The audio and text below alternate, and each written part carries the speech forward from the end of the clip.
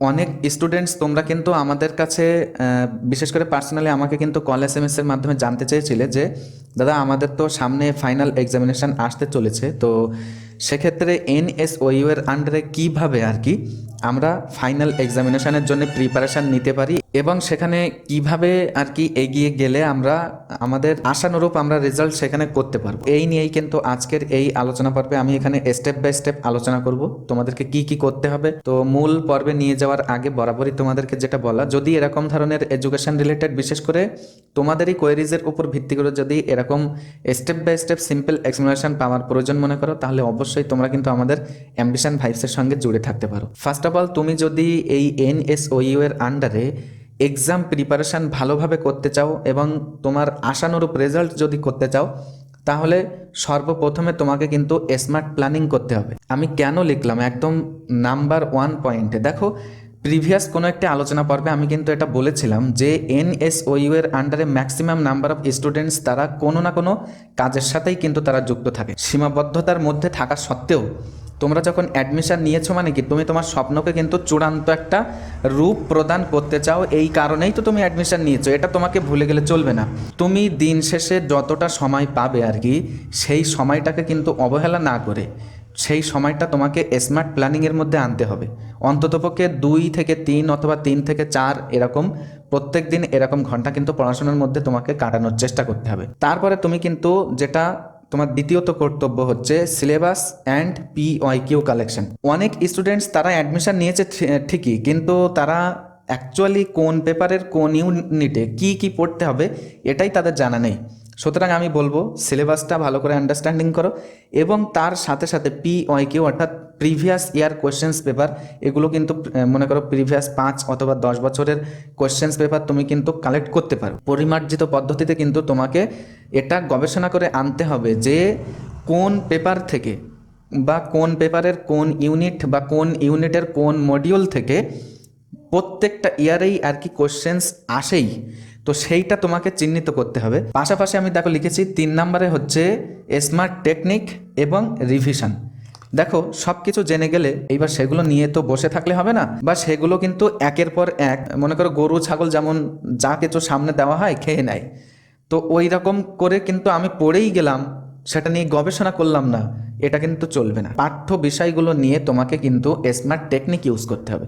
তো smart technique আমি কথাটা কেন লিখলাম, বিশেষত আমি আমার জীবনে এখনো পর্যন্ত আমি যেটা করি আর কি, যখনই আমি কোনো কিছু পড়ি আর কি মনে করো সেই জিনিসটা পড়ে আমি রাত্রিতে ঘুমিয়ে গেলাম, তারপরে যখন আমি সকালবেলাতে আবার উঠছি তখন তো দিন শুরু হচ্ছে। তো অ্যাকচুয়ালি একেবারে প্রফেশনালি দিনটা শুরু করার আগে গত রাত্রিতে আমি যে টপিকটা পড়ে ঘুমিয়ে গিয়েছিলাম সেই টপিকটাই কিন্তু আবার নতুন করে পড়ে তারপরে কিন্তু দিনটা শুরু করি।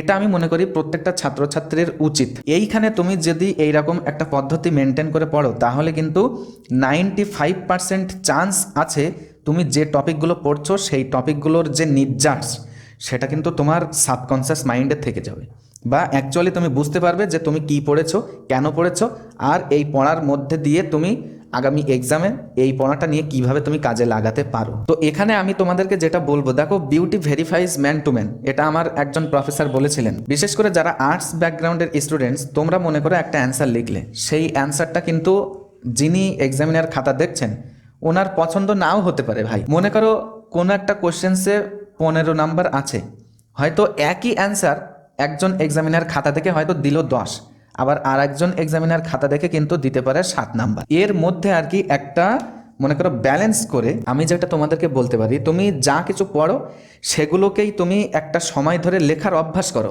তাহলে দেখবে তোমার যে আত্মবিশ্বাস কনফিডেন্স লেভেল কিন্তু বেড়ে যাবে অনেকটা, এবং তোমার মস্তিষ্ক কিন্তু আরও অ্যাক্টিভ হবে। যখন কোনো কিছু পড়ে সেটা পরবর্তীতে লেখা হয় তখন আমি দেখেছি যে আমাদের ব্রেন কিন্তু অনেকটাই অ্যাক্টিভভাবে কাজ করে। শুধু লেখার অভ্যাসে পরিণত করলেই হবে না, তোমাকে কিন্তু পয়েন্টস ওয়াইজ লেখার চেষ্টা করতে হবে। একদম সুন্দরভাবে যে প্রশ্ন আসছে সেই প্রশ্নের কি উত্তর চাচ্ছে সেটা একটা হেডলাইনে সুন্দর করে লেখো, তারপরে পয়েন্টস ভিত্তিক প্রশ্নের কোনো প্রশ্ন যদি ব্রেক করা থাকে তাহলে সেই প্রশ্নের সেইভাবেই তুমি কিন্তু পয়েন্ট করে করে সুন্দরভাবে লেখার চেষ্টা করো, তাহলে কিন্তু দেখবে 10 কিংবা 7 এর মধ্যে একটা ব্যালেন্সড ওয়েতে কিন্তু তোমরা মার্কস পাচ্ছ। অনেক স্টুডেন্টস এক্সামের আগে তারা আমাদের কাছে জিজ্ঞাসা করে যে দাদা সারা বছর তো পড়া হয়নি, তাহলে এবছর কি এক্সাম যদি না দিই পরবর্তীতে এক্সাম দিতে পারবো কিনা। দেখো এই প্রশ্নটা সম্পূর্ণ আর কি ভিন্ন একটা টপিক। এবছর এক্সাম না দিলে পরবর্তীতে দেওয়া যাবে কিনা, অবশ্যই দেওয়া যাবে। নিজেকে, তোমার মাইন্ডকে কিন্তু একটা সদার্থক মেসেজ সব সময় কিন্তু তোমাকে দিতে হবে যে না, তুমি অবশ্যই পারবে, এবং তুমি যেগুলো পড়েছো সেগুলো সুন্দর পরিমার্জিতভাবে লেখার অভ্যাসে পরিণত করলে তুমি তোমার তোমার যে মাইন্ড তোমাকে কিন্তু আরও কনফিডেন্স লেভেল বাড়িয়ে তোমাকে আরও কিন্তু এগিয়ে দিতে সাহায্য করবে। এই positive mindset, planning plus consistency and revision, এগুলোকে মিক্সিং করেই এর অর্থই কিন্তু দাঁড়ায় সাকসেস। শেষ পর্যায়ে যে দেখো, তোমাদেরকে এটা সবসময় মাথায় রাখতে হবে যে success is walking from failure to failure with no loss of enthusiasm. কথাটা কে বলেছিলেন? একটা সুন্দর শক্তিশালী কিন্তু একটা লাইন বা কথা আমি মনে করি বলেছিলেন উইনস্টন চার্চিল। তো উইনস্টন চার্চিল কে ছিলেন এটা তোমরা প্রত্যেকেই জানো, যারা বিশেষ করে এই ম্যাচিওর্ড স্টুডেন্ট আছো। তো দেখো এর অর্থ কী দাঁড়ায়? সফলতা কিন্তু সেটাই যেটা হচ্ছে তোমার ব্যর্থতার পর ব্যর্থতা, এর পরেও তোমাকে কিন্তু চলতে সাহায্য করবে অত্যন্ত উদ্দীপনার সাথে।